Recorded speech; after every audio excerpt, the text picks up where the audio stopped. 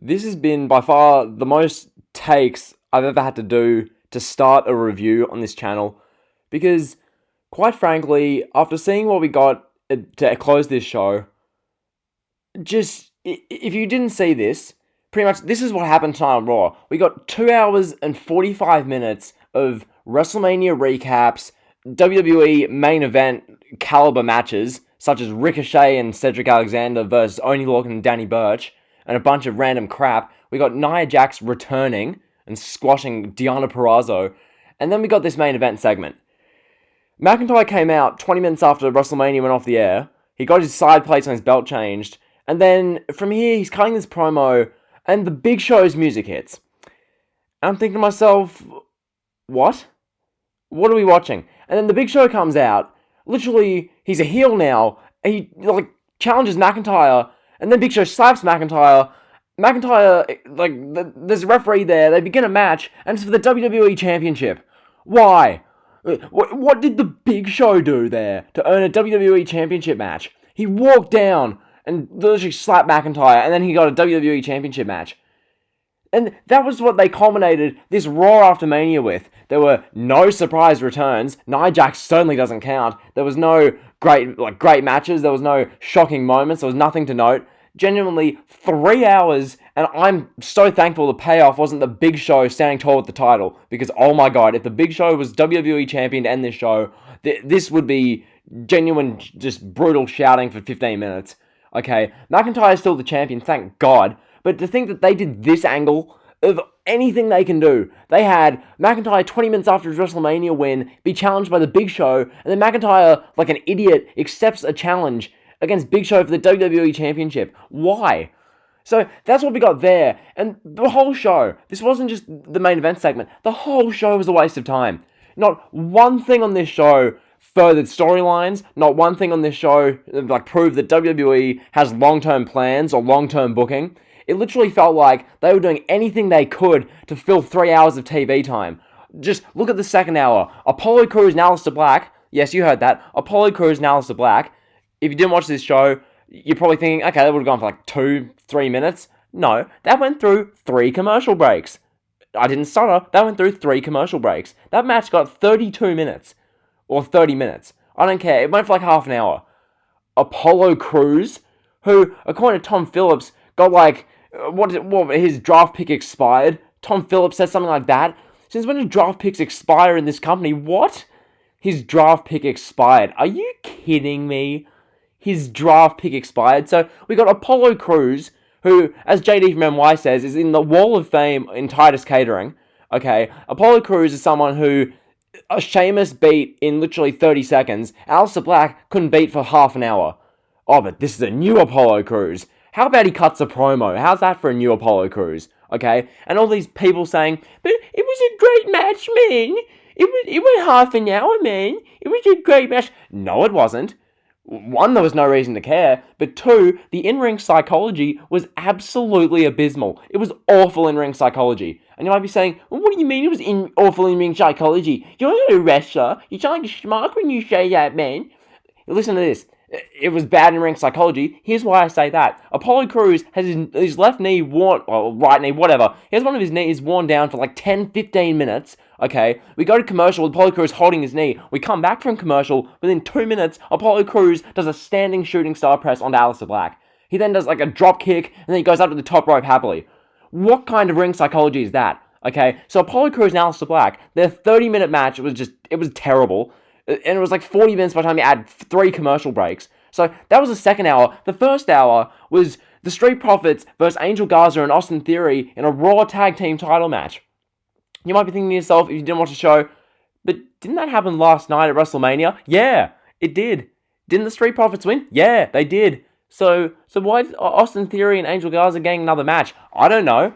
I don't think Paul Heyman knows. Vince booked it. Or maybe Paul did. I don't know. Whatever ended up happening, they're doing the rematch on Raw. I'm thinking to myself, why the hell are they doing this? So we get the match, and then it literally ends because Zelina Vega grabs Montez Ford's leg. So then Bianca Belair hits her music hits. Bianca Belair, she stands on the stage and she's flinging her hair around as the heels are beating up her husband and Angelo Dawkins. But she's standing on stage twirling her hair around. She runs in, and we get an exact recap of what we got last night, where Bianca Belair makes a save. And then we got a commercial break. Bianca Belair then fought Zelina Vega. Why? Why did Bianca Belair fight Zelina Vega? So we get their match. That ends in a DQ schmoz as well. So we go to another commercial, and then we come back, and we have the six-man tag that we should have gotten all along. The Street Profits and Bianca Belair versus Austin Theory, Angel Garza, and Zelina Vega. Why couldn't we have got that all along? That was, if you're going to do a throwaway, meaningless, nothing match featuring the tag teams, why not do that all along? For real. Why do we need to see a rematch of last night and then Zelina Vega versus Bianca Belair? Why? What was the purpose of that? Did that achieve anything? So, we finally got the tag match. The Street Profits and Bianca Belair just win. And that was like a redundant waste of 40 minutes.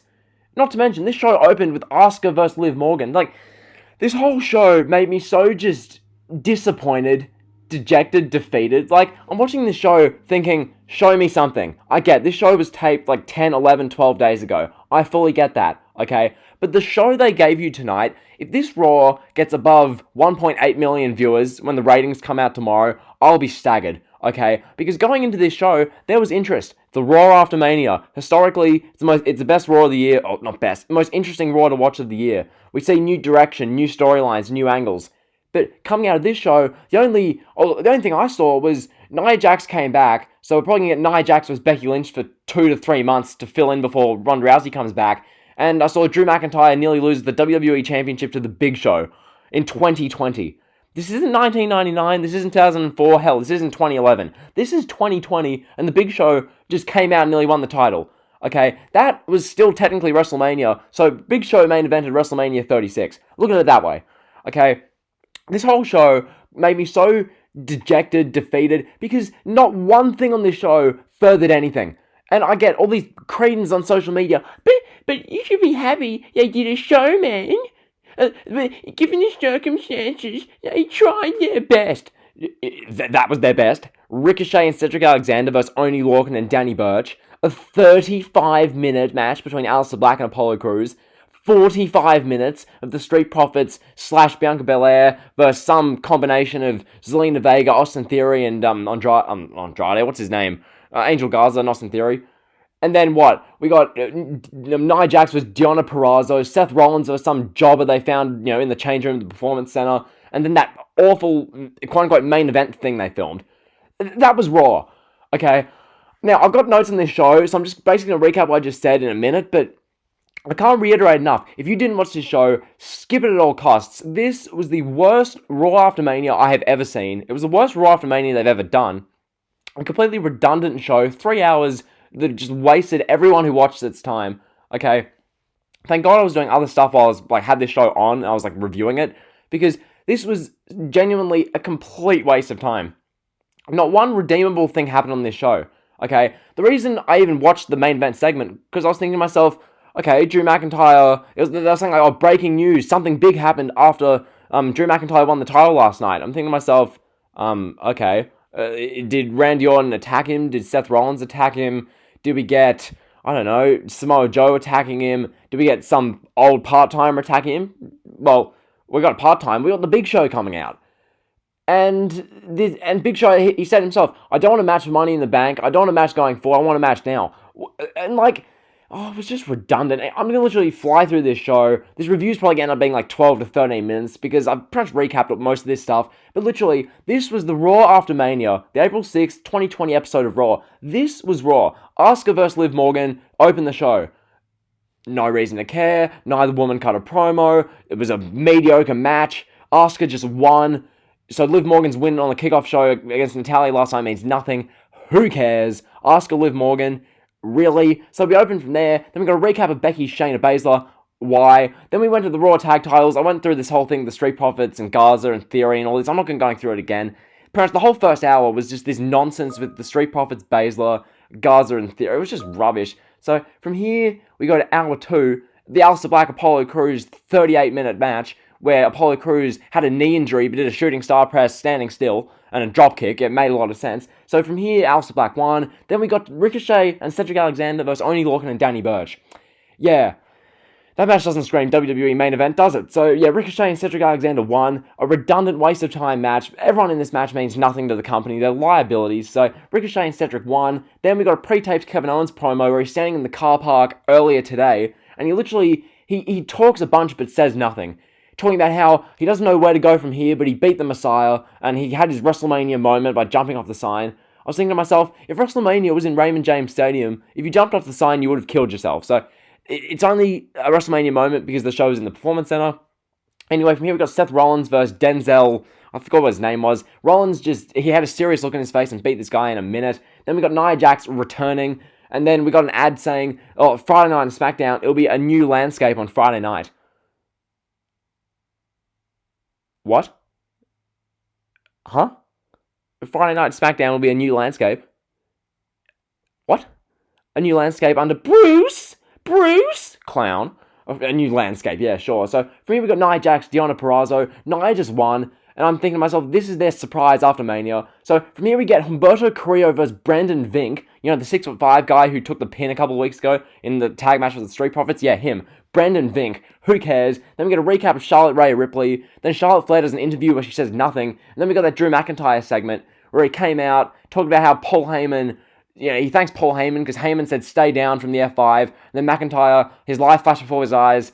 And then the Big Show came out, and the Big Show was a heel, challenged McIntyre, had like a 5-minute match. I was so scared Big Show would win the title. He didn't, thank Christ. I was certain Big Show would win the title, and Drew McIntyre won. So that was Raw. That was the Raw after Mania. I'm baffled at how bad this show was, how uneventful it was. I get this company... They don't know what's coming in the weeks ahead because they filmed this 2 weeks ago. They have no clue what's happening with this virus. They had no clue of anything. They don't know if Money in the Bank's on, Money in the Bank's off. But you couldn't have given us anything to forebode some storylines or foreshadow storylines. This was just a bunch of jobber matches, a bunch of filler, and then a main event that was nearly a complete disaster. If McIntyre held the title for half an hour and that was his reign, I would have done a legendary rant. But thank God he didn't lose it. The whole thing though, Big Show coming out and just getting a title match, why? That was a redundant waste of time. This whole show was a redundant waste of time, okay? If you didn't see it, don't waste your time. That's been the review. Hopefully you enjoyed. If you have, be sure to like, comment, sub. You guys know the drill.